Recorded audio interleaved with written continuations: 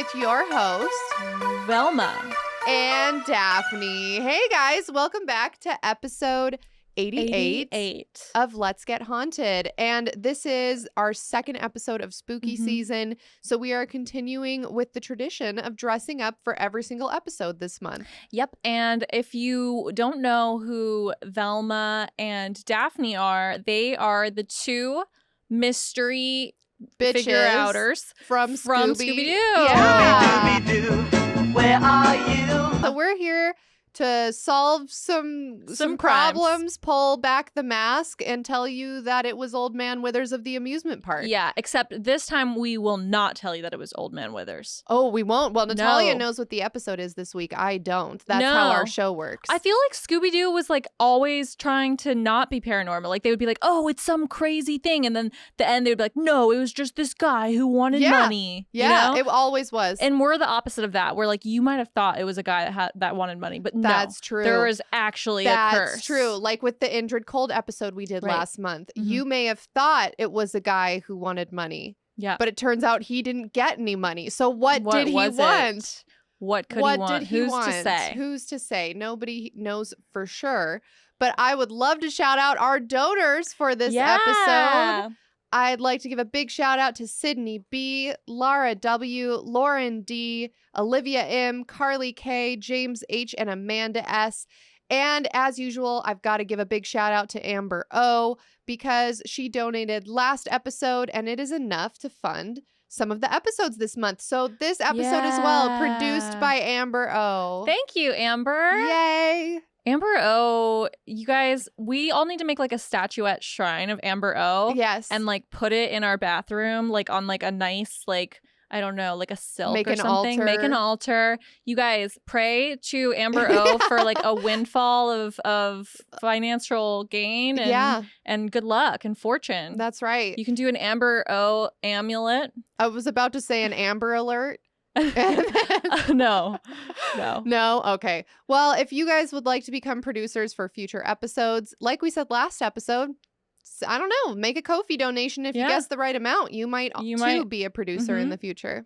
I'd also like to thank Lewis W. and Elena B. For donating. Thank you guys. Thank you all very, very much. And I'm ready. You're ready? You I don't have an any, intro? I don't have any personal hauntings. Let me think. Do you have any I feel like personal that's a hauntings? lie. I feel like every time you say you don't have anything, then I like hear like 3 episods later that like actually Actually, some there was fuck shit was going yeah, down. but you like just didn't have the time. Like you were like, I can't do this right now. Yeah. Like I'm just living through my Honestly, I really can't think of anything at this moment in time. right. But to your point, I'm sure next episode I'll be like, actually, it turned out that last week I saw a werewolf Right. and got eaten by a serpent and then regurgitated back out. And I was just traumatized. Yeah. I needed time to process. That's Well, right. I have a weird haunting / I don't know what is going on. So yesterday I was walking my dogs up Sunset Boulevard in LA. And if you're not from here, you probably heard of the street. It's a famous street. It's really busy.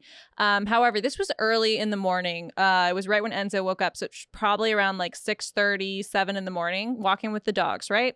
And all of a sudden, on the sidewalk next to a busy street, I see a rabbit. Now, this is not like a rabbit that is like lives outside. You know how there's like the rabbits that are brown with the white tails and they're like jackrabbits. yeah, and they're like they have hot brains or something. Like if you get too close, they like run away. Yeah, and yeah, they're like they're scattered. rabbits. Yeah, they're Yeah. rabbits. They're like one track mind. No, this was You like saw a bunny. a bunny, like a domesticated someone's pet. Like this was a Rex rabbit. I know because I used to have rabbits. And this one was white with like brown honey spots on it. It's like a very like stereotypical like pet rabbit. Okay. And he's doing the thing that pet rabbits do, where they're like on their hind legs, like with their like little paws on their noses, like cleaning themselves or preening or whatever they're doing. And it's like super cute. And they're like moving their like ear and stuff.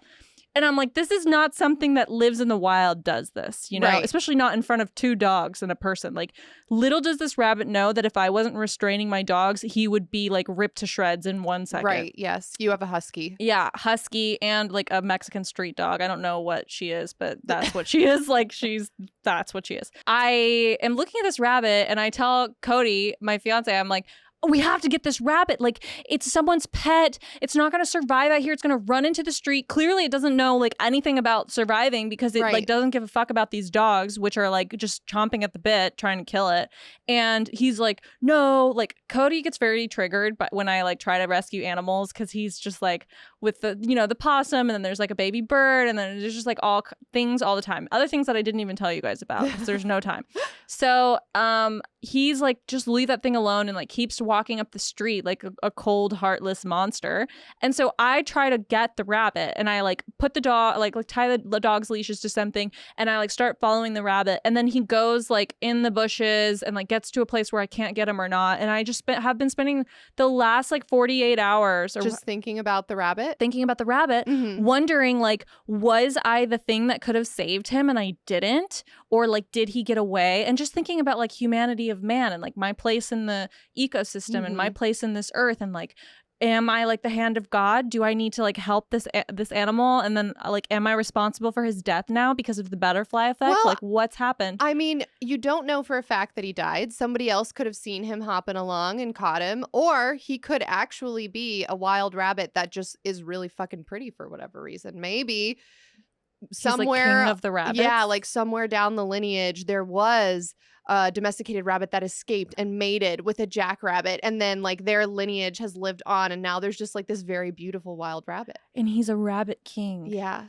and he lives in an enchanted choose to believe that willow tree. That's what I am choosing to believe by right a now. Pond somewhere. Yeah, with the Keebler elves. Yeah. Okay. Wow, you guys, that's exciting.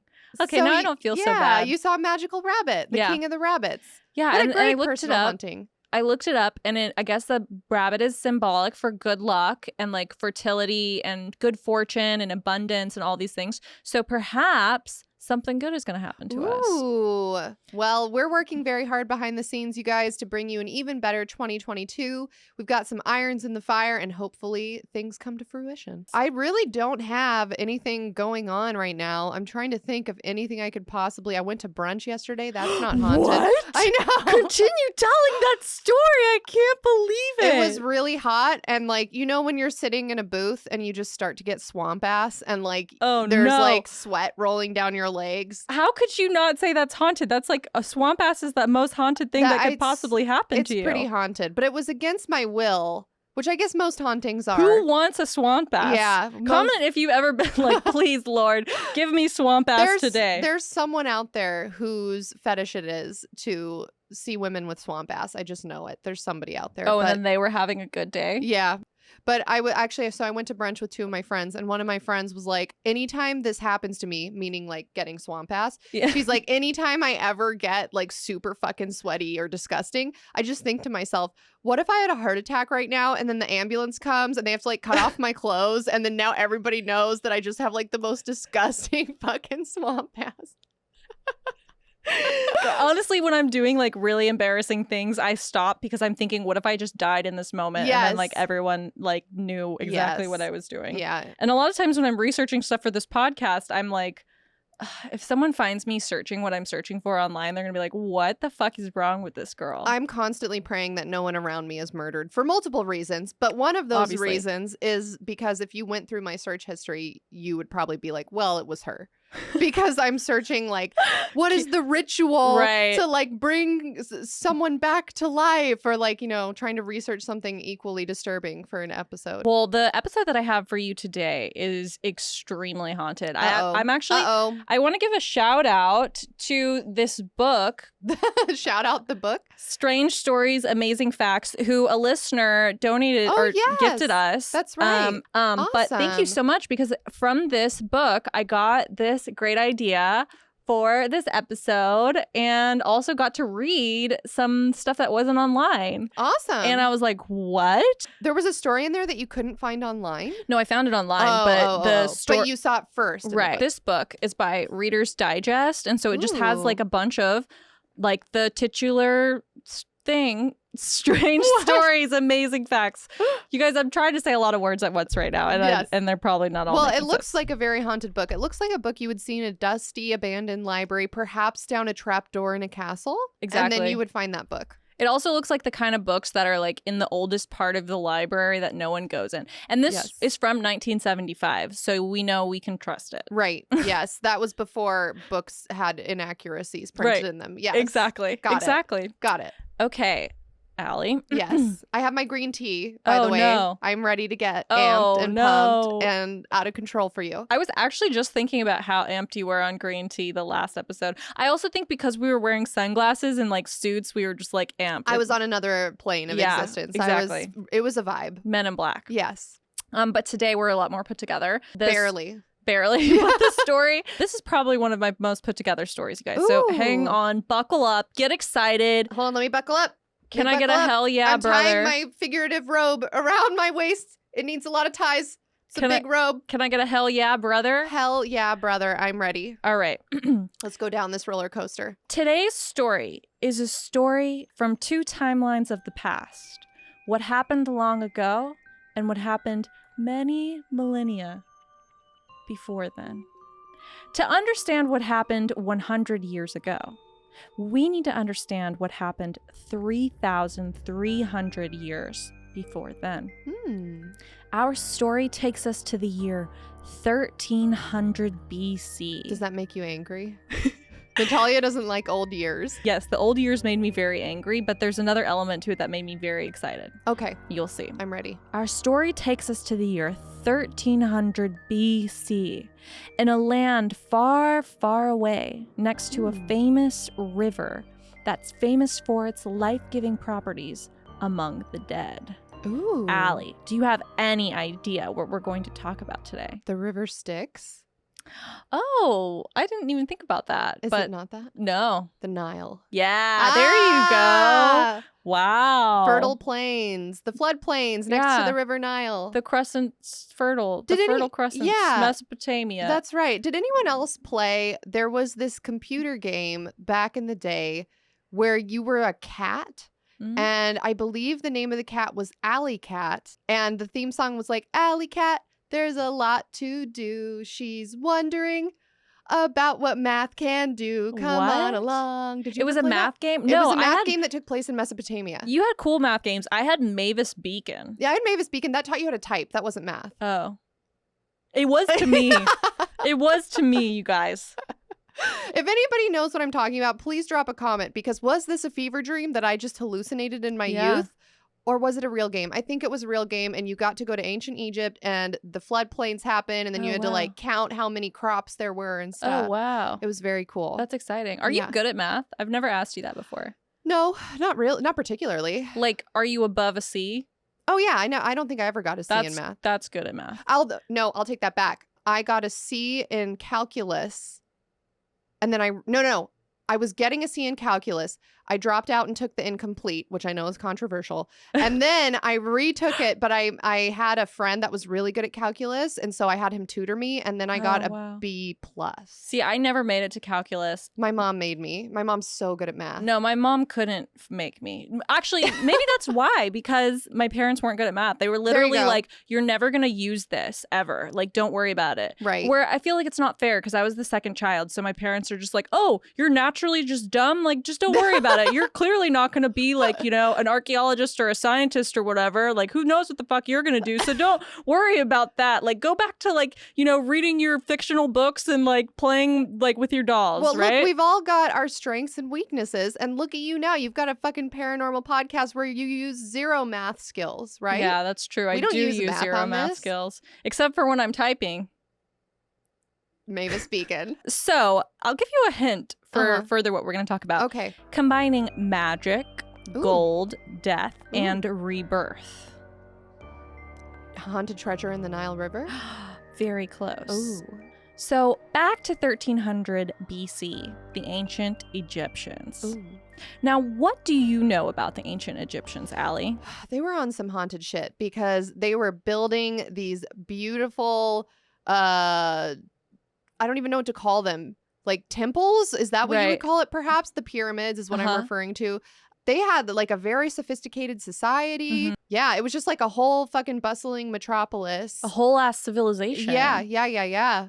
Very impressive. A whole swamp ass civilization. That's I'm right. sure. Yes, For sure, they had swamp ass. 100%. Everyone living in the BC times had swamp ass. I actually looked it up once because I was so hot in my house in LA that didn't have air conditioning. And I was like, how did the ancient Egyptians like survive? Because it had to be so much hotter there than it is like in Southern California, And right? what they do. What they would do is get sheets and get them all wet and then like wring it out so they were like kind of damp. And then hang them up in the windows. Hang them up in the windows and then like sleep I on feel wet that. sheets.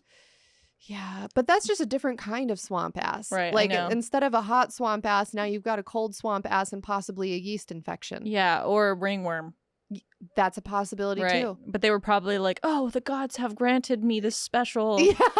So the ancient Egyptians obviously didn't have modern technology, but they are famous for having all of this like really sick technology, right? Yeah. The Very pyramids, advanced. advanced civilization. They had like aqueducts and all this stuff to like, you know, fucking keep their shit going. I don't know. I'm not going to spend too much time on this. The ancient Egyptians were like lit, all right? Yeah. Now, so they didn't have modern technology, but they did have something that we don't have. You see, the ancient Egyptians had magic, Allie. Are you saying we don't have magic? Not like the ancient Egyptians Oh, okay. had. They had a special magic. They had special magic. Okay. The world that the ancient Egyptians lived in was imbued with magic. For the ancient Egyptians, magic was the underlying force of all life. In Egypt, there was no word for religion, but there was a word for magic. Oh. Magic, or Heka, is translated as a powerful energy, or perhaps as someone who has mastered that powerful energy, That's interesting. Like a wizard. like a wizard or a magician. And although magic had existed before the gods, it was magic itself that allowed the gods to perform their duties and create this Oh. earth. Magic personified, or the being who mastered Heka magic, was a god as well. The god was named Heka, and he was the god of this unseen magic, and he was also the god of medicine. Now, Heka helped to create the world, and Heka also helped to sustain it after its creation. And this is an allegory for magic itself. Magic created this world, and magic is the thing that keeps the world going and like gets all the moving parts, right? Okay. So in other words, everything is made from a source of energy that we cannot see. And this energy surrounds us and created us. And one who can master this energy is one who can know Heka. So it's like the Force. The Force, yeah, it is very similar to the Force. Heka was also in his like personified form drawn as a man in a royal dress, wearing a regal curved beard of the gods, and carried a staff entwined with two serpents. And here is a hieroglyph of Heka. You want to describe that? Ooh, yeah. So you guys will be able to see it on your screen. And if you go to the Instagram, which is at Let's Get Haunted, you'll be able to see it there as well. I am looking at a hieroglyph or drawing of a profile view of a person. So they're kind of like their body is facing forward, but the head's to the side like that. And then they have two giant serpents. Right. Crossing over their chest. I'll show you some more pictures too. Same thing, just different. So medium. now I'm looking at a statue of the same thing. And you can kind of Another- see like how foreboding this statue is. Like it's a very like powerful looking Yeah, thing. it's in the power stance in Right. that statue. In the statue, you can see like one leg is slightly forward and the hands on the leg, and it's like, hey, I'm about to fuck you up with some Right. magic. And it's interesting that this is like the god of medicine. And then also when our symbol for medicine is the serpents wrapped around a staff. Yeah. So it's like this ancient symbol of medicine Oh, I got you. is a man with two serpents. Mm-hmm. And then someone comment the connection I'm trying to make here. We'll drop a picture in of what she's talking about. I know what you're talking about. Yeah, I didn't take the time to like research if this I don't know is, what like, it's a real- called, but yeah, I know what you're talking about. It's not haunted. It's not important. So, Okay. but I wrote here that it makes sense that the Egyptians would group magic and medicine under the same magical force because, as writer Sabine Leitner wrote, magic is actually a science. The science of cause and effect, not only on the physical level, but above all on the invisible level, the relationship between the inner and the outer. Heka consists of two parts, he and ka. He is the word for knot, And Ka is what occultists call the astral body, or double. It's an energy that is around everything. Now, the knot symbolically links heaven and earth and can link the inner and the outer. In order to produce this knot within yourself, you have to bring about that harmony and balance between the inner and the outer. You have to be conscious both within yourself and outside yourself. You have to be on a threshold looking at both the inside and the outside, and then you become the knot. And in that moment, because of the knot, the energy starts flowing. Now there's a link. Energies can go through, whereas before they were separated. So when you're doing this magic, you become that link to this powerful world that is all of the gods, and you are creating energy with that. And the reason I'm spending so much time talking about this magic in Egypt is so that we can understand the rest of the episode, because without this like little precursor, it's not going to be that tight. Okay.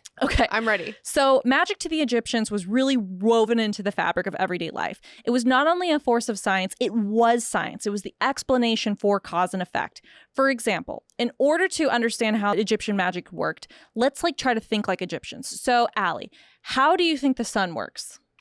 Here's a picture of the sun for reference. Oh, that's what the sun is. Okay, thank you for showing me that picture. It matches your outfit actually very well. Thank you.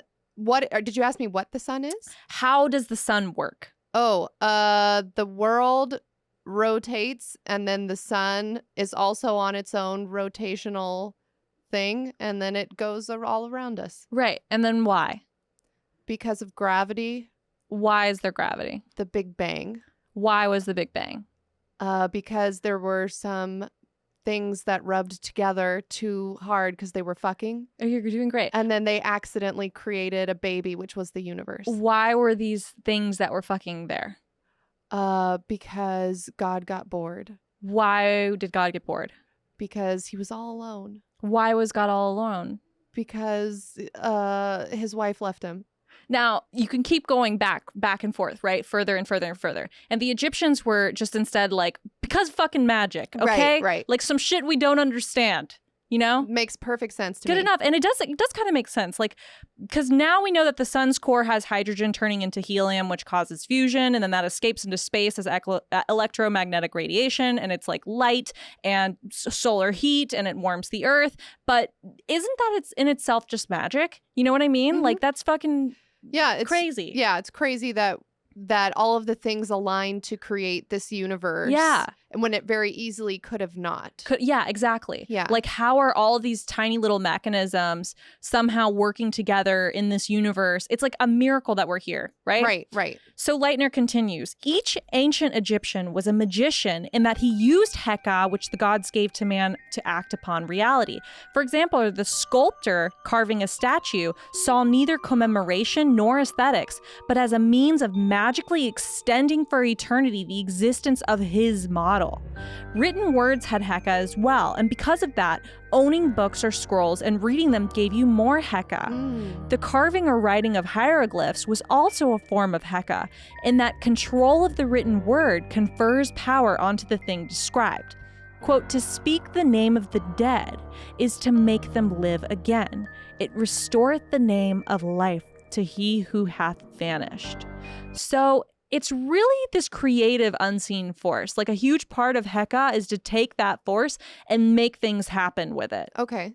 Okay. It does sound a little bit classist though. The more books you own, the more magic you have. The more you went to school and learned how to carve hieroglyphs, the more magic you have. Right. Well, it could also be the farmer who takes a seed and creates more out of it could also have Heka. But it's interesting that you say that, because when I was researching this, I didn't know this before, but the ancient Egyptians believed that their society, they thought they were classist and racist, right? So they believed that their society was the God perfect society, and that the Pharaoh was the closest thing to God. And so therefore their civilization was doing right. And all the other civilizations had fucked up, got bad karma, or were just shitty and they weren't close to God. So therefore it was cool to just make them slaves or whatever, because they were being punished for not being godly. Okay. And so they believed my life is good because God has granted me this goodness.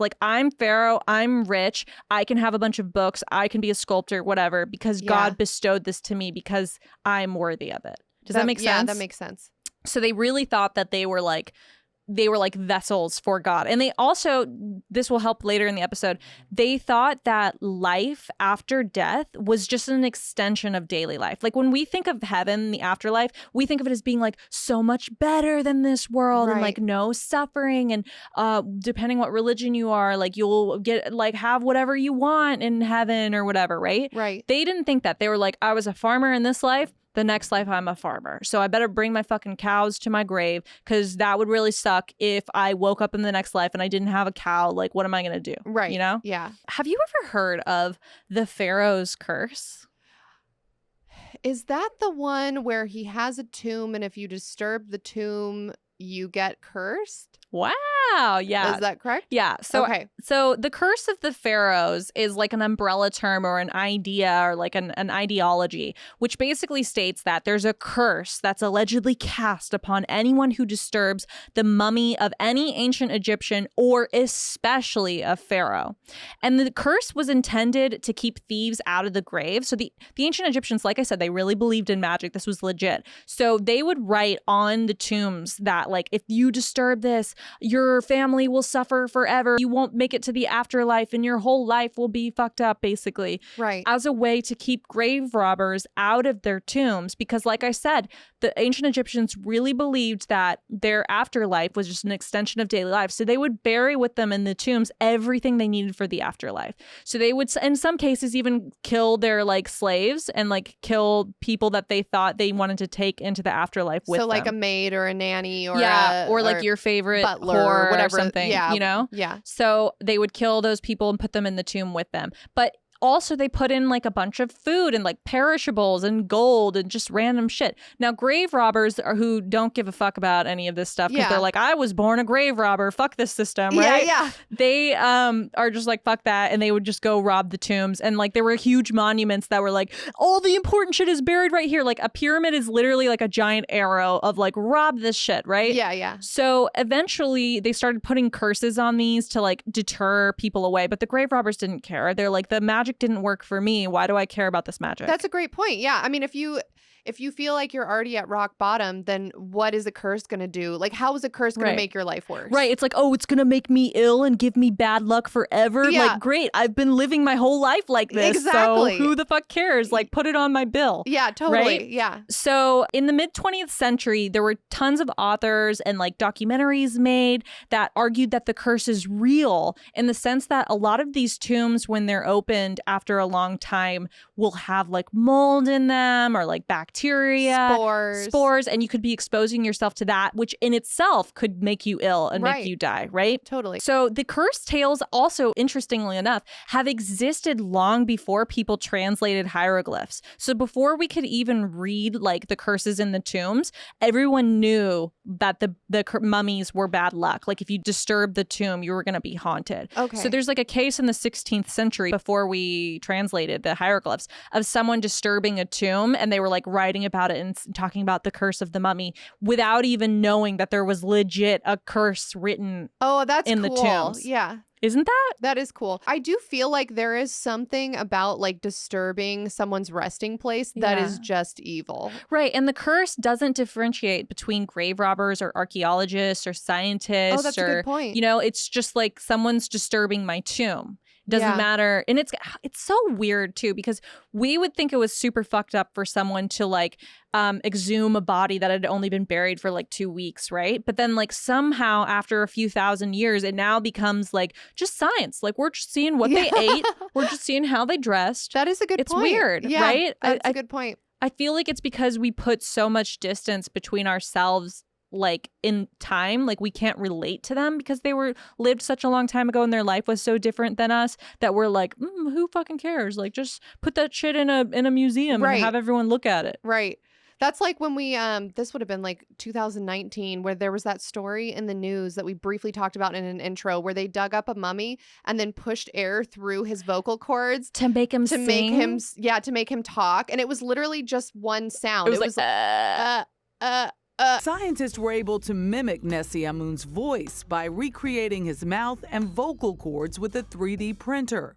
It allowed them to produce a single sound.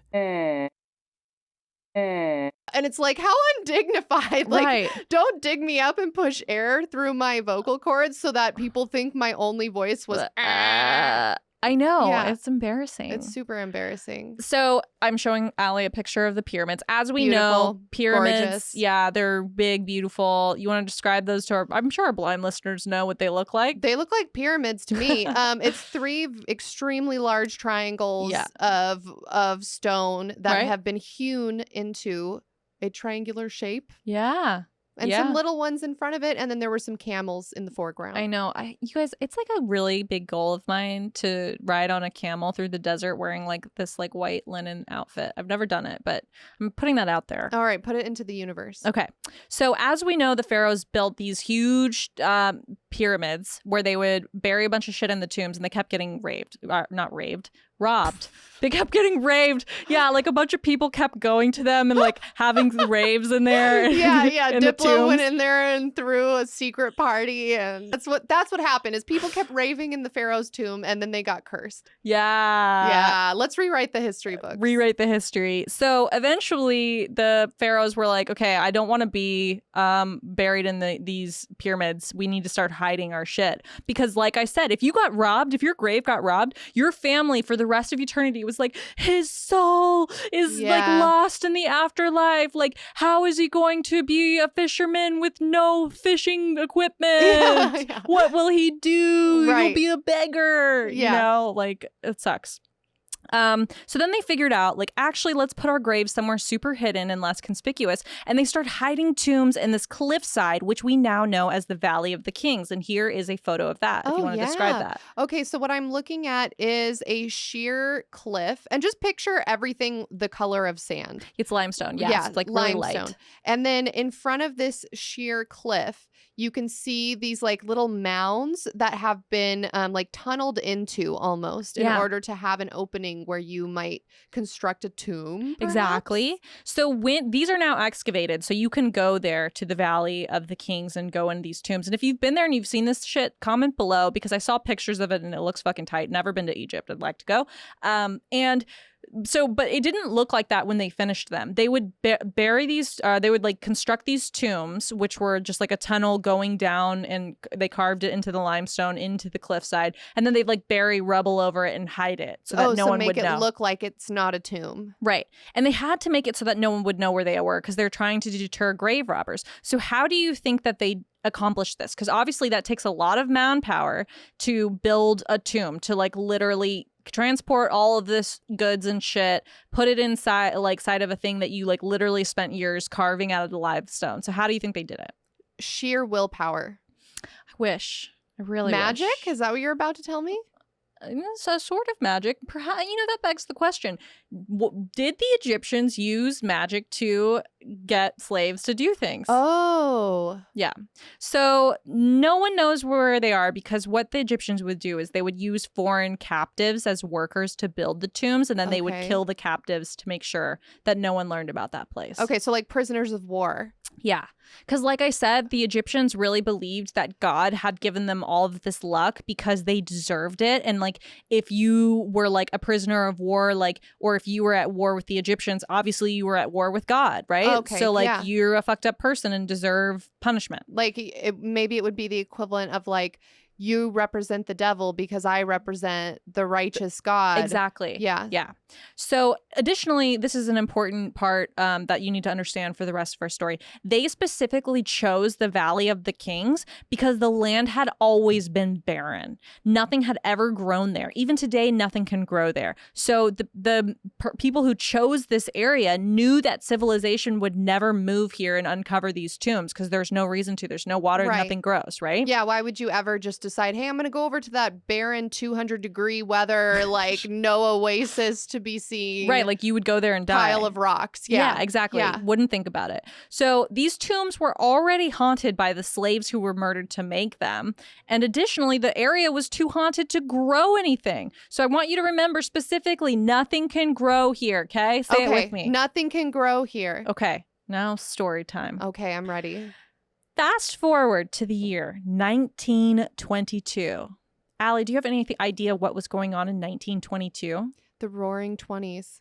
The Roaring 20s. And can you explain a little bit about what the Roaring 20s were? I believe it was a time where there was an economic boom in the United States. And so people were wearing fun dresses. Flappers. And dancing around and, you know, drinking, cocaine, having a grand old flag of a time. Right. And then promiscuous sex. Right. And then the 30s was the Great Depression. Right. So it was like, it was this economic boom right before everything went to shit. So everyone was like really pumped on life. Yeah, exactly.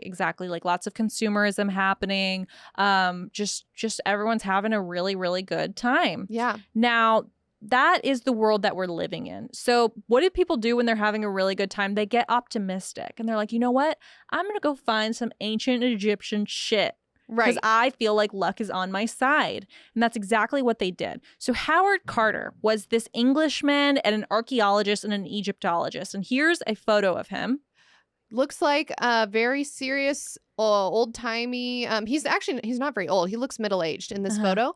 But when I say old, I don't mean that he's old. I mean that the photo, like his clothing, black and white. Yeah, very 1920s. Little bow tie, little hat. Yeah, holding a book, looking off to the side, like I'm about to explore some shit. Right. It's all very much reminds me of Indiana Jones. Yeah. And after I did this episode, I started thinking like, was Indiana Jones like based on this time? Because you know how Indiana Jones like takes place in the past, even though there's like crazy shit from the future that happens. I feel, have you seen Indiana Jones? Yeah, I mean, Indiana Jones, he definitely goes into the Pharaoh's tomb. Yeah. And like tries to take some stuff, and then there's like blow darts and and curses. he's like dressed like this. Yeah. So Carter, his name's Howard Carter, so sometimes I'll call him Howard, sometimes I'll call him Carter, just to spice it up. Yeah. He had been getting funding from this guy named Lord Carnarvon. And I don't know how to pronounce his name, so I'm just going to call him Lord. Yeah. Okay. I'm on board with that. So he had been getting funding from the Lord, who is literally a movie character. Look at this guy. Describe this guy. This looks like a dead man. This looks like he's posed like a stuffed dead man. I really don't know how to describe him. You know what he looks like? There Will Be Blood. Oh. Like those types of outfits that the rich oil barons were wearing. Yeah. And like it looks like he should have a pocket watch. He doesn't in this photo. But and he's like sitting in an armchair reading a large book. Right. And he's got like a Western looking mustache and a hat cocked to the side. Definitely looks like a character.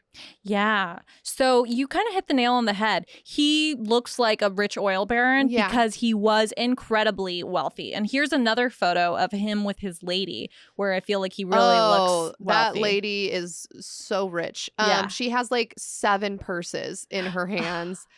She's wearing furs, a big giant floppy hat. He's wearing a giant Frosty the Snowman hat, like stovepipe hat. Yeah, like an Abraham Lincoln hat. Yeah, totally. And he's got a fancy umbrella in his hand and a pair of binoculars in the other. I feel like that is the metric for how wealthy you are. Right. Do you have a pocket watch? Right. Do you have a large umbrella? Do you have a pair of binoculars? Guess what? You're a millionaire. Do you have a woman wearing fur and 7 purses standing next to you? That also could be a good indicator. And they look just so happy, don't they? Oh, really? I was thinking he hates her when I was looking at that. I was like, she's definitely spending all of his money because he doesn't give her enough attention. Oh, wow. Maybe you're seeing something that I don't. Maybe I'm just wishing that I was that lady. Yeah. Because she's about to. We'll find out. You guys see. Okay. So these 2 guys, Howard and Lord, they become super good friends doing the Lord's work, as one might say. It's for fun. They're just, Lord is like giving Howard all of this money and he's like, hey, go find some shit in Egypt. Like, this is cool. I want to invest in this. And during the 20s, this was kind of like a time when everyone was really into Egyptology. They were really invested in this. And you can even kind of see in some of the fashion and architecture from the 20s, the Art Deco look, a lot of it has Egyptian like themes to it, right? Like the Art Deco is very like elaborate, I don't know, and then they had like gold and snakes and leopards and things like that, like Egyptian motifs.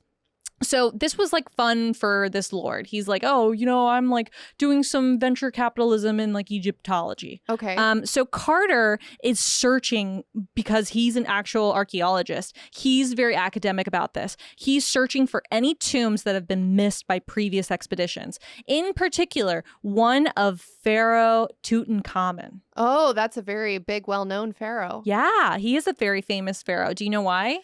I don't. We'll Wait, talk was about he why. the one who was? No, that was Ramsey. Mhm. The one that was the boy, and then the mom took over, and then something happened. Could be. I didn't really care about what he did because it wasn't haunted. Okay, So- someone tell me which one I'm thinking of. But we'll get into it. So it's 1922 and they still haven't found Tutankhamun's tomb. And they've been looking for it for almost 25 years. So Lord is now not having fun anymore. He says to him that, we need to call this off. And he says, quote, "It has cost me a fortune. I can't afford it anymore." And then Carter's like, listen, I know that it's here. It's written in the temple at Luxor, which they have already found. There's like writing on the wall that says King Tut's tomb is nearby. Plus, no relics have shown up from it. So I know it hasn't been looted. Otherwise, we would have relics from it, right? Right. So I really feel like if we find this, we're going to hit a gold mine. We're going to go down in history forever as being super famous for having found King Tut's tomb.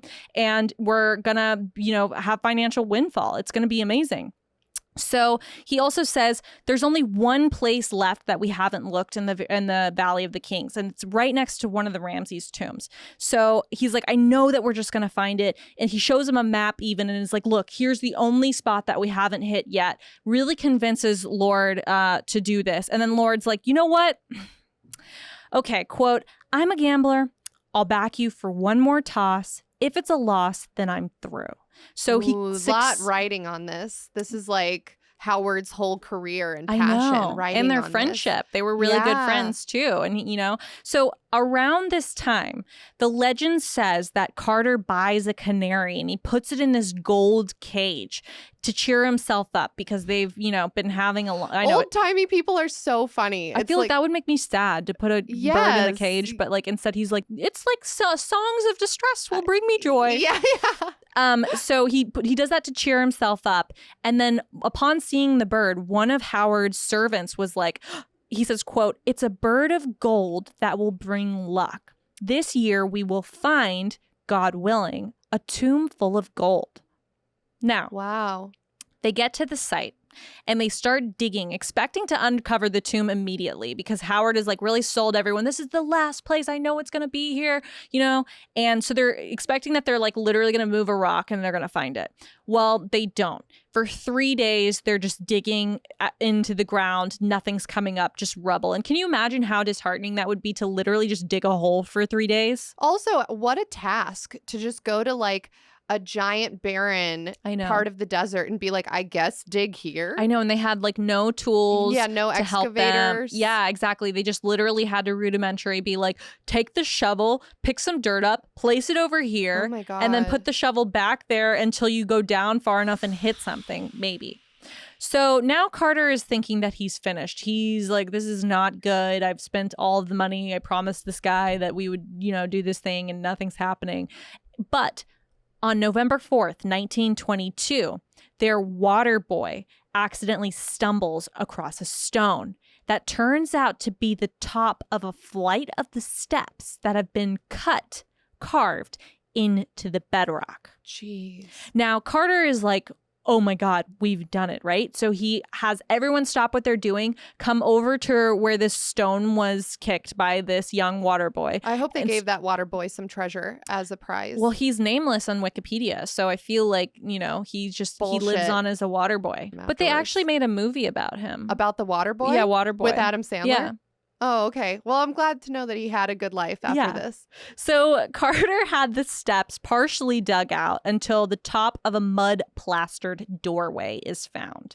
And then he sees that the doorway is stamped with indistinct oval seals with hieroglyphic writing. And here is a photo of that seal. Wow. You want to describe that? Yeah, so I'm looking at double doors carved out of stone that have a bunch of hieroglyphs carved into them. And then there is a like a handle on Mhm. each of the doors, but they're tied together with this very intricate series of knots using rope. It's Mhm. very interesting. It's always so impressive. I love ancient civilizations from Yeah. around the world. Love it. It's so interesting to me because I feel like we like to think we're the smart ones. I know. But then you find things from all around the world where you're Right. like, wow, that rope didn't disintegrate. Right, how'd they do that? How'd they do that? Yeah. My rope from Home Depot like turned to dust on the way home. Yes. You Yes. know? Yeah. I had a Christmas tree tied to the roof of my truck and then it just killed a man Yeah, because the rope didn't. Exactly. Didn't haunted. work well. Yeah. Haunted. Yeah, the Yeah. next episode is why the spirit of Christmas is haunted. Yes. But it almost is like, to me, it looks fake because I'm so used to seeing like these like Egyptian artifacts recreated in movies and like True. sets and things like that. True. But now seeing like the legit thing, I realize that they're not just like cheesy at all. That's literally what it all looked like. So yeah, it's super surreal. Because Yeah. again, how could something buried that deep in the ground for that long Look not like have that? frayed? I Yeah, know. it looks immaculate. Because it's so dry in the Valley of the Kings, nothing grows Or there. is it magic? Or is it Heka? Is it magic? Is it a curse? Exactly. Now, Who's to say? who's Who's to say? Not us. Who's to say? So Carter orders the staircase then after they dug it all up to be refilled because he doesn't want anyone fucking with this. They like think that they've stumbled upon this amazing thing, right? Right. So they like got to keep it a secret. It's kind of like if you find gold and you're the Lost Dutchman, you have to hide it immediately and then die with your secret. Totally. So he orders the staircase to be refilled and then he sends a telegram to Lord. And the telegram says, "At last I have made wonderful discovery in Valley. Magnificent tomb with seals intact recovered. Same for your arrival. Congratulations." Now, do you know what that means? Is he saying that we're going to wait till you get here to open it? Yeah. So he like because he's sending, a telegraph, he doesn't want anyone else to find out what it is that happened. Right. So he's kind of speaking sort of like in code. So he's basically saying, we found this amazing discovery and the seals are intact and they're going to stay intact until you show up. Congratulations. So interesting enough, back to this canary story, not knowing whose tomb they had found because it didn't say King Tut on it yet. They just know that they had found some sick tomb. The workers nicknamed it the Tomb of the Golden Bird because of the canary. So Okay. they're saying the canary worked, remember? Yeah. Yeah. Our good luck charm that we encased in this cage and now it can never fly away and do bird things. It brought us luck through its suffering. Yes. So fucked up. Okay, so Lord arrives from England 2.5 weeks later with his lady on November 23rd. Oh, wait, no, it's not his lady. It's his daughter. Oh, accompanied by his daughter, Lady Evelyn Herbert. Oh, so it's gotcha. both. And here's a photo of them. They're standing in front of the tomb. Yeah, I mean, again, this is all very Indiana Jones attire. I know. She's wearing a large overcoat that like is so long you can't see what she's wearing underneath. Right. And she has old-timey 1920s shoes on and a big hat, like sun hat, but we would never wear a hat like that nowadays. I It's know. like it's almost like a bowler hat, but Uh-huh. a lady's version of it with a little bit wider of a brim. I'm sure somebody who went to school for fashion Mhm. design and merchandising will know and will leave a comment on this thank video. you. Thank Tell you us. for your service. Yes. It's funny because it's like in the movies, they always paint the people who are investing in something like in Jurassic Park, right? Like the guy that owns Jurassic Park is just so out of touch with reality. He's just like, Right. oh, dinosaurs. And he like shows up with the cane that has the amber with the mosquito in Yeah. it. And it's like literally just a plaything to them. But then all the rest of the characters are like the archaeologists are covered in shit and like putting their hands into like literal shit. And they're like wearing rags from Costco. You know what I mean? Right. So it just looks like that to me. So the date is November 6th, 1922. It takes several more days for them to break through the door and clear the rock-filled passage. 2 men stand in front of the second sealed door. They come upon a second sealed door. I feel like after the first sealed door, you're like, oh, I'm scared, And then there comes a second sealed door and you're like, they really didn't want someone to open this. Right. You like really didn't. Well, I mean, again, it's someone's burial place. Like, imagine if somebody from Egypt came to Hollywood Forever Cemetery and dug up Marilyn Monroe. We'd all be like, "What the fuck are you doing?" You know what I mean? I'd be interested to like show me pictures. Yeah, I mean, Has someone not done that already? No, I because feel it's like- disrespectful. I feel like there's a lot of disrespectful shit people. going on in I the know. world. I don't want to do it, but if someone does it, I want to see the photos. Are you asking if there's ever been grave robbers in Hollywood Forever Cemetery? Yeah. Oh, I'm sure. Yeah. I'm sure. Yeah. Yeah. Okay.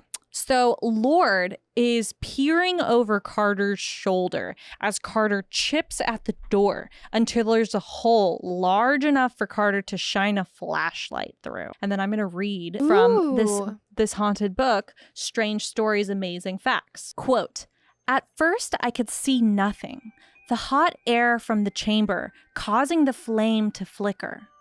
But as my eyes grew accustomed to the light, details of the room slowly emerged from the mist. Strange animals, statues, and gold. Everywhere, the glint of gold." Now I see why you chose this story. "For the moment, an eternity it must have seemed to others standing by, I was struck dumb with amazement. And when Lord Carnarvon, unable to stand the suspense any longer, inquired anxiously, 'Can you see anything?' It was all I could do to get out the words, 'Yes, wonderful things.'" What do you think they found? Okay, here's what I'm going to guess. A sarcophagus. Yes. With a mummy inside. Yes. It ends up being King Tut. Yes. And there's fucking jewels and gold galore. Everything. They find the tomb of Tutankhamen. It contained over 5,000 perfectly preserved artifacts. You guys, these are literally 3,300 years old, and they're all perfectly preserved, including the pharaoh's intact mummy. And here's some photos. Yeah, like chariot wheels. So Natalia's showing me a series of photos of artifacts piled up in a room. And yeah, there's chariot wheels. There's like, looks like food maybe, like bags of food. There's, I mean, I can't even really, there's like gold, there's paintings, it's very There's wagon ornate. wheels. Yep. Yeah, jar. There's like hieroglyphs all over the wall, paintings. Gorgeous. The tomb. Yeah. Yeah. Very cool. Here is like a drawing of the layout of the tomb. It's actually a very large tomb. So it looks like 1, 2, 3, 4 different chambers. Yeah. There's something called the annex, the something chamber, I can't read from that far away, and the treasury. Right. So basically my point is that it's really large. There's like 4 rooms, and all of the rooms have everything that was in there intact. Like you can see all of the paintings undisturbed for 3,300 years. The discovery was so significant that it launched the modern era of Egyptology. And like I said, it inspired fashion designs of the 1920s with Egyptian motifs of snakes, birds, lotus flowers. They're appearing on clothing designs and architecture, as well as mass-produced consumer goods, which were available to everyone. But little did they know, with the unsealing of the tomb came a price. Ooh. Many people at the original opening of the tomb died before their time under strange conditions following the discovery. Oh, God. Within 10 years of opening the tomb, 9 of the archaeologists on Howard's team would be dead.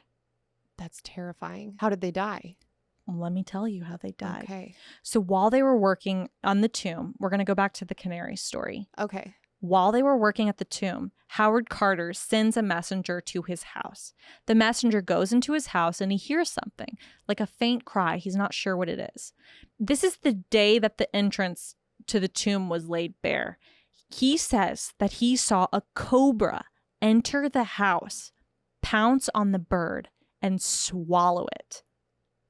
He witnessed the canary being eaten by a cobra, which was the sign of the Egyptian monarchy. Oh my God. The incident was so infamous that it was even reported on by the New York Times in December of 1922. There's a rumor that the cobra was released into Carter's home as a symbol of how the king strikes his enemies. And then that began local rumors that the curse had been released. So they're saying, we're not sure if this was released by someone in Egypt just into the home to be like, Stop fucking with our stuff. Right, exactly. or if it just got in there some way. But either way, it's like an omen, right? Like everyone knew of these like Pharaoh's curses, and they're kind of saying like, don't fuck with this. Like, you're not even Egyptian. You're like some random top hat guy and like Indiana Jones from like a whole other country. Yeah. And you're over here just like with your fucking like pocket watches and your like curly mustaches being like, oh, whatever will we find in this rock? You know? It also, maybe we already said this earlier, but it just struck me again. Yeah, like what is the difference between an archaeologist and a grave robber? Right. I know. I guess technically an archaeologist shouldn't be able to make money by selling the artifacts to private owners, but I'm sure that like back in the day they did that all the time. Yeah. I think now I don't think you'd be able to do that. You'd have to like give them to a museum. Right. I don't know. Much to think about. Much to think about. And also, like, you know, the person who stumbled upon the stone was this like water boy who literally doesn't even have any mention. Yeah. But the archaeologist like kind of like took credit for this whole discovery, even though like technically I guess it was him who was like, look, I found the steps going down into a tomb. Yeah. You know, it's kind of interesting. Like the first person, I think it was Lord Sigmund Hillary or something. I might be saying his name wrong. The first guy to climb Everest wasn't actually the first guy to climb Everest. Like his Sherpa did it. Oh yeah, that's right. But everyone remembers. Yeah. Him. Yeah. I mean, his Sherpa's famous too. I can't think of his name right now. But there, to your point, it's like we can't even think of his name. So how famous is he really? I know. Yeah. Towards the end of February 1923, the curse continues. A rift between Lord and Carter, probably caused by a disagreement on how to manage the supervising Egyptian authorities, halts the excavation. They are at each other's throats. So the Egyptians, once they find out, like, oh, you found this tomb, now obviously the government's involved and they're like, oh, like we need to oversee this, make sure nothing gets stolen, make sure you don't fuck anything up, like whatever. They're under high stress, Lord and Carter. They have like these like people telling them what to do, where up until now, the Egyptian authorities were like, oh yeah, you're searching for something in the middle of that place where nothing ever grows and like no one ever finds anything, like good luck, see you later, continue to give us a bunch of money, bye, you know. Oh, so they had to pay the Egyptian authorities to even be there. Oh, then I don't feel so bad about it then. It seems like if the powers that be in Egypt or the authorities in Egypt are on board with it, then maybe it's not as unethical as I was thinking it was. I was imagining just some random people showing up and like digging. No, they had to get permission from the Egyptian authorities. Okay. But it's still sketch. Well, it's still disrespectful to disturb somebody's tomb regardless of the situation. Yeah. So Lord and Carter kind of butting heads. Then they used to be really, really good friends, right? So I'm saying the curse has already started working its magic. Lord mysteriously gets bitten by a mosquito on his cheek. And then he's shaving one day, nicks the spot where the mosquito bit him, and he ends up getting blood poisoning and dying in Cairo on April 5th, 1923, only 6 weeks after the press started reporting on the mummy's curse. Legend also has it that when the Lord died, all of the lights in his house mysteriously burst. Terrifying. Even weirder, it's rumored that the mummy also had a mosquito bite on its cheek in the same spot that the Lord had. Ugh. How creepy is that? Super creepy. The next person who met the curse's hand was Sir Bruce Ingham. Now, this is the part I can't figure out. Howard Carter, for some reason, gives a paperweight to his friend Ingham as a gift. Now, it's not just a normal paperweight, right? This paperweight is a mummified hand wearing a bracelet that supposedly is inscribed with the phrase on a scarab that translates to, "Cursed be he who moves my body. To him shall come fire, water, and pestilence." Then Ingham's house burned to the ground not long after receiving the gift. When he tried to rebuild it, it burned again, and then he was hit with a flood. Yeah, it seems like you're asking for it at that point. You know what I mean? That's why I'm like, is Carter like you'll come to see that perhaps Carter might have been sketch. I don't know. We'll see. Keep it in mind. The next person was George J. Gold. Gold was a wealthy American financier, and he was a railroad executive, and he had visited the tomb of Tutankhamun in 1923. Soon after, he fell sick. He never recovered. He died of pneumonia a few months later, directly after entering the tomb. So yeah, sounds like he got dust and stuff in his lungs. And... Some sort of haunting. Yeah. Some sort of curse. The next person was Aubrey Herbert. Lord's half-brother, Aubrey, he was born with this degenerative eye condition. He became blind late in life. A doctor suggested that, I don't understand this, but he's a doctor, so I won't argue with him. A 1920s doctor suggested that his rotten and infected teeth were somehow interfering with his vision. So he had every single tooth removed from his head in an effort to regain his sight. It didn't work, but then he died of sepsis as a result of the surgery just 5 months after the death of his supposedly cursed brother. 1920s doctors did not give a fuck. No, they didn't. They're like, let's try removing all your teeth. It can't hurt. Yeah. And then Hugh Evelyn White. So Evelyn White was a British archaeologist, and she also visited Tut's tomb, and she helped excavate the site. After seeing death sweep throughout all of the archaeologists and bad luck, houses burning to the ground, floods happening, birds getting eaten, all this stuff happened. Lights bursting. Exactly. He ended up hanging himself in 1924, but creepily enough, not before writing in his own blood, "I have succumbed to a curse which forces me to disappear." Okay, that one's the worst. That one's the creepiest. Because that sounds like a curse. Because you could say, okay, like this guy got pneumonia because he breathed in dust. Right. Or this person, it sucks that he got blood poisoning. Like, obviously, it's terrifying. But like, okay, makes sense. But no, this guy wrote in his own blood that he was succumbing to a curse and then hanged himself. That is the most haunted out of all of the deaths I've heard so far. Here's another really haunted one. So this guy, Aaron Ember, he's an American Egyptologist, and he was friends with a lot of the people who were present when the tomb was opened, including Lord. He died in 1926 when his house in Baltimore burned to the ground less than an hour after he and his wife hosted a dinner party. At this dinner party, it's rumored that they were showing this manuscript. You know what the manuscript was? What? The Egyptian Book of the Dead. His wife, once the fire happens, tells him to go back into the house and save the manuscript because it's like this ancient manuscript, right? Sorry, I'm getting worked up because I'm like, why was this not in a museum somewhere? Like, people just like went home with like mummified hands and like cursed objects and like a very ancient Book of the Dead. I think it's because they're like experts in the field and they didn't really have technology at the time. So they didn't really know, I think, like the same stuff that we know about preservation. And so you think like, oh, like if this expert is saying he needs to take it to his house and like, put it underneath a light and like look at it with a magnifying glass. Sure. Yeah. Okay. So he goes back into the house to get the manuscript and his wife is going to try to get their son. But the whole family ends up dying in the fire, including their maid. Now, Richard Bethel was Lord's secretary, and he was the first person behind Carter to enter the tomb. He died in 1929 after he was found smothered in his room at a very elite London gentleman's club. Afterwards, the Nottingham Post said, quote, "The suggestion that the Honorable Richard Bethel had come under the curse was raised last year when there was a series of mysterious fires at his own home where some of the priceless finds from Tut's tomb were stored." How weird is that? King Tut just doesn't want anyone fucking with his shit. It seems like that, right? Sir Archibald Douglas Reed. He was a radiologist, and all he did was x-ray King Tut before the mummy was given to the museum authorities. But he got sick the next day and died 3 days after x-raying the mummy. That's no longer a coincidence. James Henry Breasted didn't die until 1935.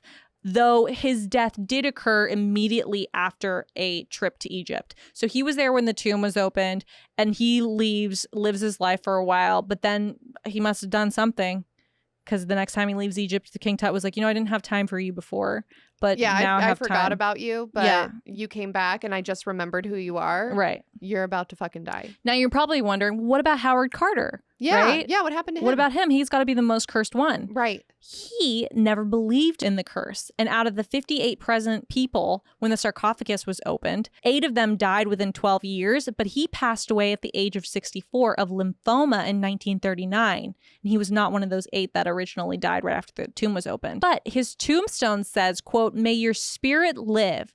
May you spend millions of years, you who loved Thebes, sitting with your face to the north wind, your eyes beholding happiness."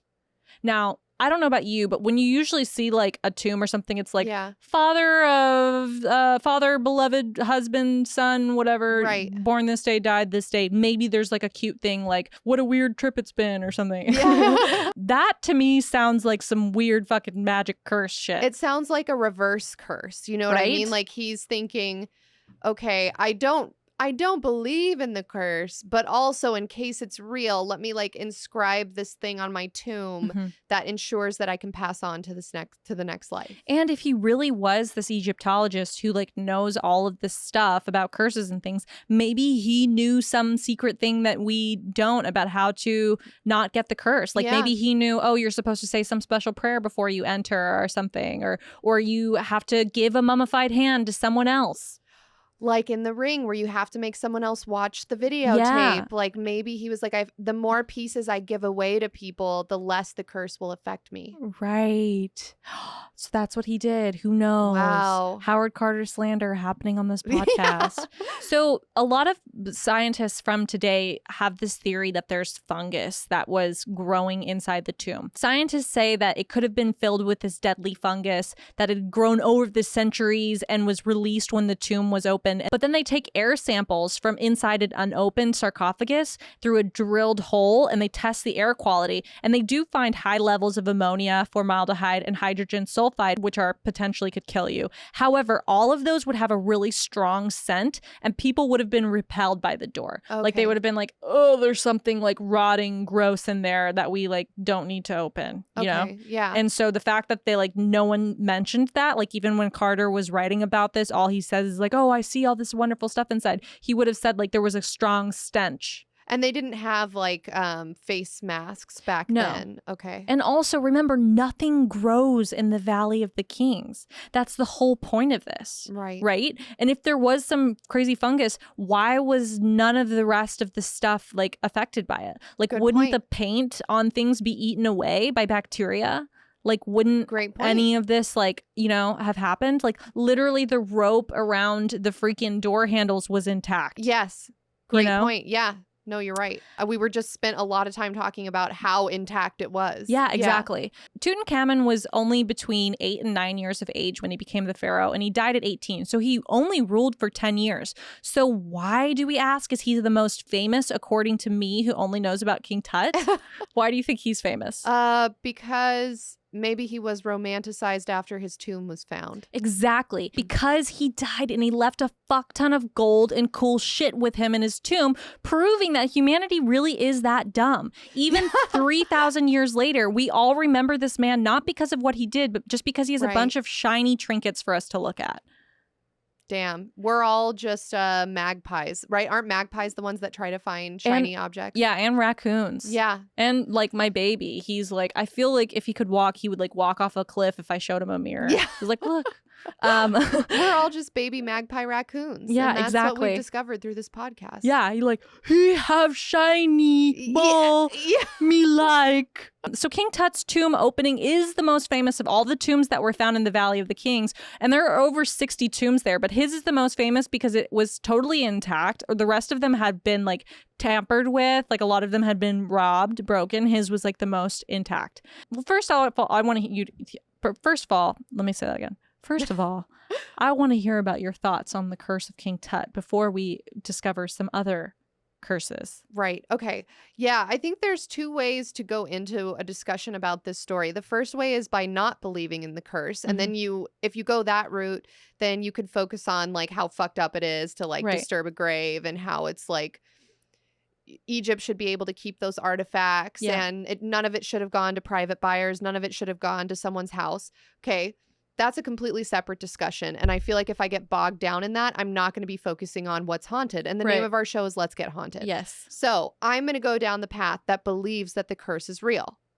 And I'm going to say it's kind of hard to not believe that the curse is real, right? Right. Because all of these people just getting fucked up beyond belief right after they do this thing that they're not supposed to do. It's like every like red light siren stop sign is like telling them, hey, back away, like do not open this tomb. This Right. tomb does not want to be opened. And they did it anyway. Yeah.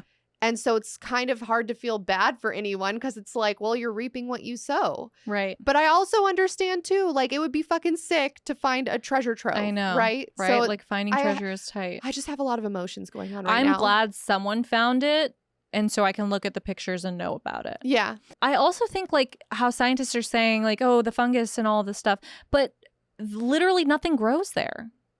Well, but isn't fungus something that like can grow anywhere? Isn't it like one of those things like cockroaches are resilient, fungi are resilient? I'm sure we have a fungus expert. Yeah, go ahead and let us know. They're going to be like, oh yeah, I have athlete's foot, so like let me tell you about that. Yeah. I do know that fungus is fucking weird and can do a lot of stuff, but I don't know, after 3,300 years. Look, it's pretty fucking wild that it's wild to just think of things not being disintegrated into dust by that period of time, just in general. Yeah. Yeah. Yeah. Like I have things that I literally have bought from Amazon this year that I've disintegrated into dust, you know? Right. Well, and also, I mean, 3,000 years ago, however long this 3,300 years ago, it's not like they had plastics. No. You know what I mean? Plastics, it's like, all right, they didn't have Twinkies and they didn't have plastic bags. So if Twinkies and plastic bags were found in King Tut's tomb, I would be much less impressed because I'd be like, this is all perishable stuff. Yeah. Also, that one guy, like his house literally burned to the ground and then their flood came. And then he rebuilt a house and it burned to the ground again. Yeah, no, that's... At that point, you've just got to reevaluate your whole life and be like, what did I do wrong and can I correct it? Because this is getting way too haunted. I feel like the only way to know for sure is to dig up the archaeologist bodies and test them and like look at them, do like an autopsy and like figure out like how exactly it is that they died. Like, was there spores in that man's lung who supposedly died of pneumonia, you know? Right. Yeah. So we need to do to them what they did to King Tut. The full circle. You're hearing it here first. Someone fund us to go dig up those archaeologists' graves. Lord Allie and Lord Nat. Yeah, and we'll x-ray their coffin and then we'll know what happened. So King Tut is not the only Egyptian mummy to have a curse on him. I'm going to name for you now some of the other famous notable Egyptian curses. Okay. So have you heard of the Tomb of Sinmut? No, I don't believe so. Okay, me neither. And let me tell you about it. Yeah, regale me. On the wall at the Tomb of Sinmut is an ancient curse that translates to, quote, his lifetime shall not exist on earth, end quote. Okay. So the tomb was for Queen Hatshepsut of Sinmut's royal advisor, who we know was a powerful man because he was allowed to build his tomb near the Queen Pharaoh's tomb, even though he wasn't royal blood. And they just didn't do that back then. You had to be royal blood to be buried there. After the queen died, he was forgotten. And we know that he was forgotten because the tomb wasn't even completed. And the paintings and writings inside, however, do exist on this earth. And they include the ancient curse from which we read. So the curse was basically saying his lifetime will not exist on this earth, and then he was forgotten and his tomb was forgotten. Super weird. Also, now I'm thinking when I am buried, somebody just write the most cryptic, weird shit all on the inside of my coffin, just in case in 3,000 years from now, people are excavating my tomb and they can be like, she must have been really important. She had this crazy curse on the inside of her coffin. Right. And then I can just fool them all. Interestingly enough, there's this giant like mural that was found on the ceiling of the Tomb of Sinmut. And it's like an astrological thing. You want to describe that to people? It looks crazy. Wow. Yeah. I mean, it looks like math is how I will describe it. It looks like there's charts. It's like there's columns and then different hieroglyphs have been drawn into these columns. And then there's more columns going the opposite direction. And then underneath there's like, you know, when you take a protractor and you draw circles and then you make them smaller and smaller inside each other, that's what it looks like. It's definitely math. So it's actually not astronomical. Wait. It is. Yeah, it is. It's an astronomical ceiling painting, and it includes several constellations and planets that were seen by the ancient Egyptians at the time. Oh, cool. So it's not the same stuff that we see today because it was so long ago that the constellations have changed. And although Jupiter, Saturn, Mercury, and Venus are easily recognizable in this painting, there's one that is missing. Can you guess which one's missing? Oh my God. Wait, name the ones that you can see. Jupiter, Saturn, Mercury, and Venus are easy to see. but there's one that usually you can see that you cannot see. It seems to be God. missing on the map. Pluto. It's Mars. Mars. And you know what's weird? Mars on this particular painting is represented as an empty boat in the west. Now, people theorize that this refers to the fact that Mars was retrograde at the time and was not with the other planets. And the reason for the boat being empty is perhaps that this backwards movement of Mars being retrograde, which was a well-known phenomenon to the ancient Egyptians. So they put the symbol of this as it not being there, it being backwards. So basically, Mars was in retrograde when this tomb was created. And it said on there, okay, his life is going to be forgotten. It should not exist on Earth or whatever. And then like some translation got messed up. I don't know. Maybe the scribe like wrote the wrong thing on there, or like some sort of communication got messed up, which is what happens when Mars is in retrograde. Yeah. And then this shit. Oh my God. I don't even have to finish because you guys know. No, what I'm I already implying. know. Wow. Yeah. Now, what about the Tomb of Hermuru? No, never heard of it. The curse on the tomb of the high priest of Hermuru translates to, quote, I shall seize his neck like that of a goose. Can you possibly fathom what that might mean? Wring his neck. Exactly. Yeah. So in an article for businessinsider.com. Sorry, that gave me the... I don't like that. I don't like thinking about that. I know. Also, like, I hate how people hunt and they like kill the bird like that. Like they just like swing their body around their neck and break it. And I know they're like, oh, it's the most humane way to do it. And I'm like, how about not fucking kill the bird first? Like, what about that? You know? Okay. Don't get me on my high horse about hunting right now. I eat duck.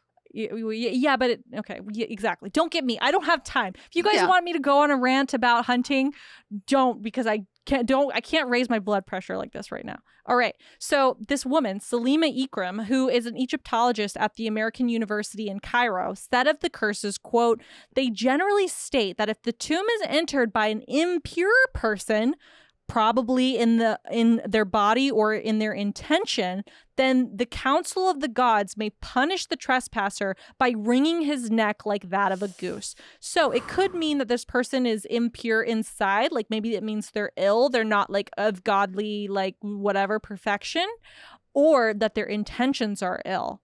Okay. Either way, their shit's gonna get wrung like the neck of a goose. Ugh, gross. Now, what about Ankh-Mahor? I don't know. The curse that was meant to protect Ankh-Mahor is roughly translated as anything a trespasser might do against the tomb will have the same effect to the trespasser's property. So if you rob my tomb, your house is going to get robbed. If you desecrate my grave, your body is going to get desecrated. Yeah, makes total sense. It also warns that the council that protects the pharaohs have knowledge of secret Heka, the magic, the spells, and it threatens that impure trespassers will see ghosts. They're saying, like, we're going to use magic to descend ghosts upon you if you open this. Like, you're going to piss off whoever's in this tomb and we will haunt you as ghosts. I love that. However, interestingly enough, the same curse welcomes those who have pure and peaceful intention, and it says that the pharaoh will protect them in the court of Osiris, lord of the Egyptian underworld. Now, ancient Egyptians believe that Osiris judges dead souls before they pass on to the afterlife. So basically, this curse is saying, if you are of good intention for whatever reason you're entering my tomb, maybe to give me more things, I don't know. Right. Then I will like stand up for you when you're at this court of Osiris. And if Osiris is like, no, I think this person should have a shitty life in the next life, he'll stand up and be like, actually, no, I'm going to vouch for this person and I'm a pharaoh. So he left more food in my tomb. Yeah. Like he broke into my tomb just to leave me more shit. Now here's a photo of Bahira Osiris Oasis. The Bahira. You want to try to read that? Bahariya Oasis is how I'm reading it, but I could be wrong. Wow, it's gorgeous. I know. Isn't that beautiful? I'm looking at was this also carved into the side of something? Yeah, so this is a tomb that's been carved. They and a lot of these are like little crawl spaces, which is very scary and claustrophobic to me. Super scary. But they're like all painted with like these ancient hieroglyphs, and that's how we know a lot about Egyptian daily life and the Egyptian way is because like a lot of these are telling stories about daily life. Right. It's always interesting to see how somebody views themselves. Right. Like if I were to draw myself, you know, I wouldn't draw my crow's feet. You know what I mean? So it's just always interesting to see like how do people view themselves? Right. Yeah.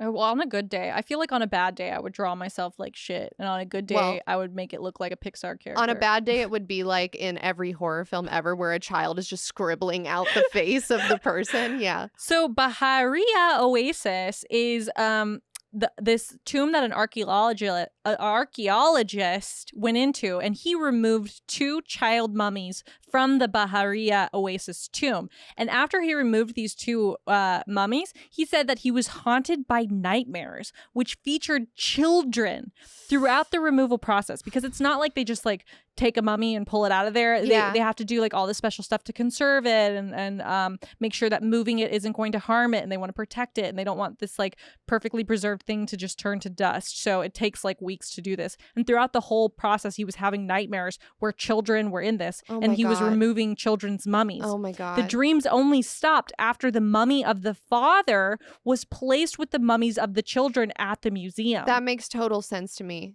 Isn't yeah, that? like you don't want to separate to like think if the kids would be so scared. I Like know.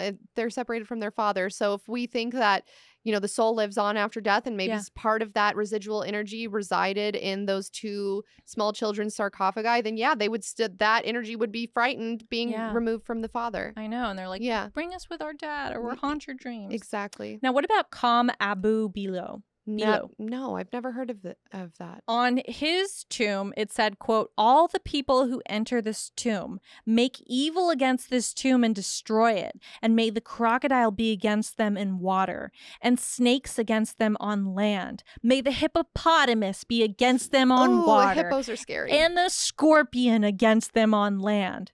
Now, after reading that, the archaeologist who uncovered the tomb, his name was Zahi Hawass, he was cursed by the mummy. On the first anniversary of the excavation, his cousin died, and then his uncle on the second, and then his aunt on the third. Now, after the third time one of his family members died, he eventually just believes in shutting the tombs down from the public entirely and started vouching for that, and then put the stuff that he had removed and put into museums. He vouched for it to be put back into the tombs. He said it's not safe for people to enter the tomb. So if you go to the Valley of the Kings right now, you can enter all these tombs and look at it and take pictures and post it on your Snapchat, do whatever you want. And he was saying, actually, no, I think it's not safe for people to view this stuff in a museum, but it's even worse to have them go in the tomb.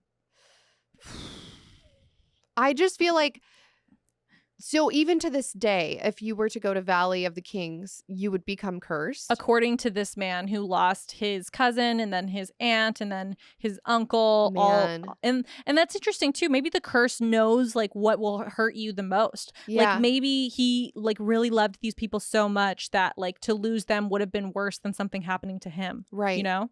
Have you heard of the Saqqara statue?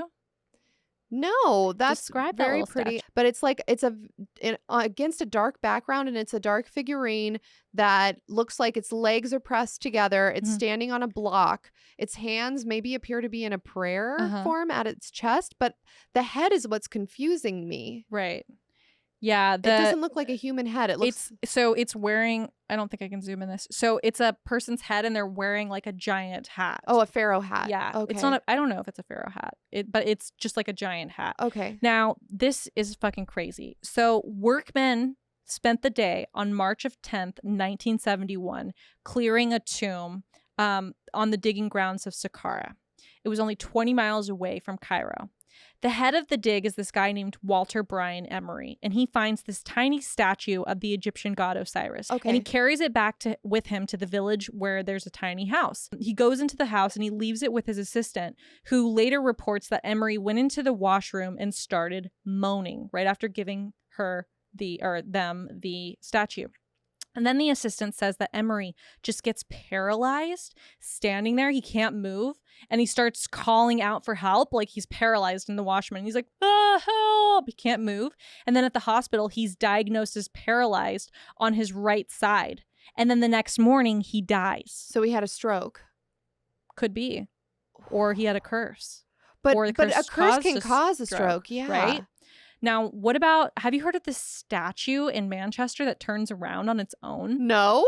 This is fucking nuts. So in late 2013, literally not that long ago, maybe for some of you children, you're like, that's before I was born. But to God, me, I that's hope not that not. long ago. Yeah. In late 2013, the Manchester Museum was haunted with a 4,000-year-old Egyptian statue that rotates 180 degrees every 3 days on its own. How? The statue How? was in a glass case and untouched from everyone except from the curator, who had to keep turning it back around after it would turn. What? Neb Senu is a 10-inch or 25-centimeter tall statuette made in about 1800 BC as a medium for the soul of an ancient Egyptian man. The museum's curator claims that the ancient Egyptians believed if the mummy was destroyed, then the statuette could be used as an alternative vessel for the mummy's spirit. Was his mummy destroyed? A time lapse has been sped up to show clearly the statue moving around without being touched. Yes. Or it was like desecrated. Now here's a video of it happening. That's crazy. Did you see that? Yeah, I saw it. You want to see it again? Sure. You guys see that again. It happens so quickly. It's a time lapse. Oh, I see it turning. On its own. That's nuts. Super crazy. So what ends up happening is they start investigating this because everyone's like, that's fucking haunted. Yeah. We just got video of some haunted shit. For right? real. So scientists say that they like mapped out, they like made a bunch of fucking graphs like losers, and they mapped out the busiest. They did math. They did math. They mapped out the busiest times of the day and saw that it correlated with the statue moving. So what they believe is that vibrations of like buses and tourists and all this stuff is vibrating things and then making the statue turn. Right. But why then does that statue turn and none of the rest of them turn, right? Right. So they say it's because the bottom of the statue is like curved like this, right? And that the rest of the statues are flat. Okay. Yeah.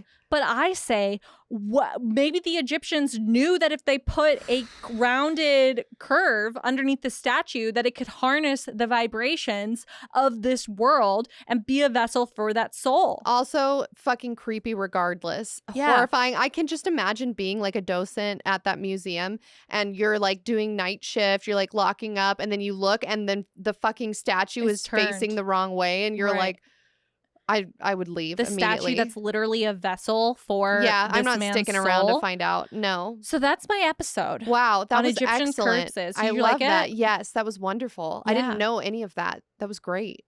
Yeah, I mean, I really want to know your thoughts. Do you believe in the curse? Do you, like, what do you think? Is it like a combination of fungus and bacteria? Is it like something of this world? Like, oh, a mosquito bite? Or is it the curse that causes a mosquito to bite you? Is it the curse that causes your house to be burned down? Because like, obviously all of these things that are happening like in real life, like because of science, right? Right. But as the ancient Egyptians believed, Heka was science. Like the fire started because Heka, because science, right? Okay. Like you got blood poisoning, which is like a medical fact, but the blood poisoning to the ancient Egyptians would have been caused by Heka, by magic. Magic makes your blood poisoned. Okay. Yeah, I mean, gosh, it's just so crazy. I don't know. I think that if you believe in karma, which to a certain extent I do. Yeah. Then I think if you're doing something with bad intention, that bad intention could come back to you, right? But I also think it's a slippery slope to say his house burned down because he did something wrong, because then you have to think about all of the people in the world that have had like misfortune befall them. Bad things happen to good people sometimes. Absolutely. Yeah. Yes. So I do want to make that clear. But yeah, I mean, it's just crazy. It's just insane that like so many people died in such close proximity to opening this tomb. And a lot of it It's seems to nuts. be a direct result of opening the tomb, right? Like they were there doing this excavation and then he got bit by a mosquito, or someone was there, Right. they opened up the tomb, something got in their lungs, they get pneumonia. Like Totally. the canary was brought because of this like excavation happening, you know, and then Got eaten by a cobra. which was either came in because it was attracted to the canary, or someone put it in there because the curse pissed them Right. off, right? And they didn't want Yes. people fucking with stuff. So they're like, I'm going to leave a symbol to these foreigners who are like desecrating things that are important to, you know, whatever, for whatever reason. Or who knows, maybe it was another archaeologist who wanted to scare them off and Yeah. be like, like, I'm pissed that I didn't find this, or like, get away from my stuff. Who Yeah. knows? You Yeah. know? And to your point, like, regardless of whether or not it's cursed, he wouldn't have been bit by that mosquito and gotten blood poisoning if he had just never funded this expedition in the first place, Right. right? So in that sense, even if you don't believe in curses and you're listening to this, like, it only brought him Right. bad shit. Yeah. He shouldn't have done it in the first place, Yeah. right? You can make that argument. It's Yeah. nuts, gnarly. It is crazy. One of the things that skeptics say is that like the curse became kind of popularized after a lot of these events happened, and then like journalists and stuff started like being like, is there a curse, and putting this together, and then Right. and then it kind of became known as like the cursed tomb or whatever. But what I have to say is that like even before we could decipher the hieroglyphs, before we had translations for ancient Egyptian curses, like there was always just bad vibes about these tombs. Like there Right. were rumors, and there were just like passed down through the lore of the area and just through time, people saying like bad luck happens to you if you like uncover these tombs of these ancient mummies. There's Right. these ancient curses. No, great point. Yeah. Yeah.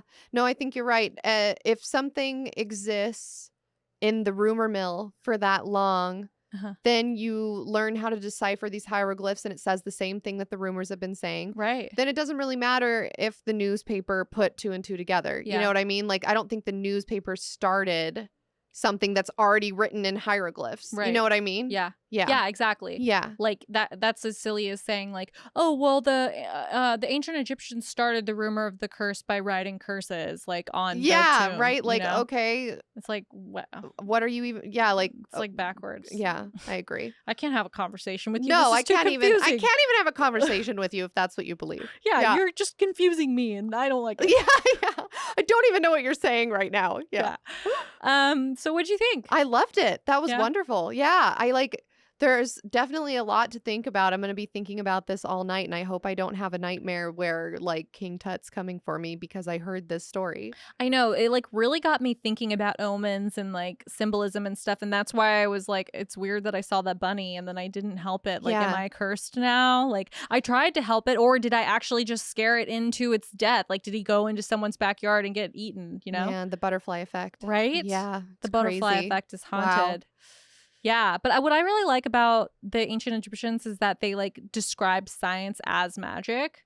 Like, we don't know why the fucking neurons and the atoms are like doing circles and Jimmy Neutron and shit. Like, it is. Like, we Yeah. can look at it and we can see that it's happening. We can look at chemistry and biology and be like, oh, if you mix this chemical and this chemical, this is the reaction that happens. Or, you know, like, this is how like a pregnancy goes through, or like these animals can mate together and these can't, or whatever. We can see like the rules of science, but we don't know why. Right. We You can, know? and we're always allowed, I think we should always be allowed to be open to the possibility that science hasn't explained everything yet. Mhm. Just like we learned in our Mind Matter Interaction episode where the scientist we interviewed was saying, you know, a lot of the reasons why people don't take some of these things seriously in Yeah. the scientific community is because they're saying, well, that sounds too much like magic. So Yeah. like, we're not even going to pay attention to that. And his argument was, okay, but the thing is, it's happening and it's a fact. So Yeah. how about we invest